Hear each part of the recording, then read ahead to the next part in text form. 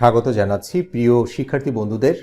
রাজশাহী বিশ্ববিদ্যালয়ে ভর্তি পরীক্ষা পেছানো হয়েছে এবং নতুন ভর্তি পরীক্ষার ডেট নির্ধারণ করেছেন বিশ্ববিদ্যালয় ভর্তি কমিটি অর্থাৎ বিশ্ববিদ্যালয় কর্তৃপক্ষ। এবং সেই সংক্রান্ত আমরা একটা তথ্য দেখতে পাচ্ছি, বলা হচ্ছে যে পেছানো হলো রাজশাহী বিশ্ববিদ্যালয়ের ভর্তি পরীক্ষা 2020-21 সেশনের স্নাতক প্রথম বর্ষের ভর্তি পরীক্ষার তারিখ পিছিয়েছেন রাজশাহী বিশ্ববিদ্যালয়।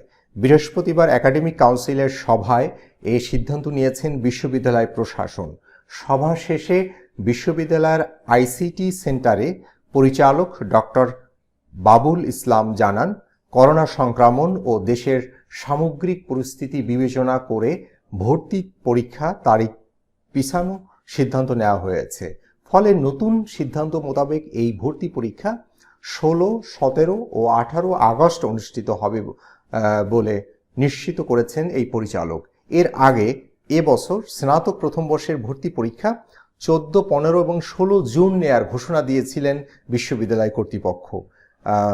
তাহলে সেই জুনের পরীক্ষার তারিখ পরিবর্তন করে নতুন তারিখ নির্ধারণ করা হয়েছে 16ই আগস্ট, 17ই আগস্ট এবং 18ই আগস্ট। এবং এই সংক্রান্ত পূর্ণাঙ্গ তথ্য আমরা রাজশাহী বিশ্ববিদ্যালয়ের ওয়েবসাইটে যখন এটা প্রকাশ করা হবে তখন আমরা সঙ্গে সঙ্গে আরও কোনো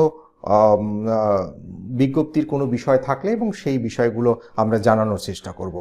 তাহলে আজকে এ পর্যন্তই। সবাই ভালো থাকবেন, সুস্থ থাকবেন। আল্লাহ হাফেজ।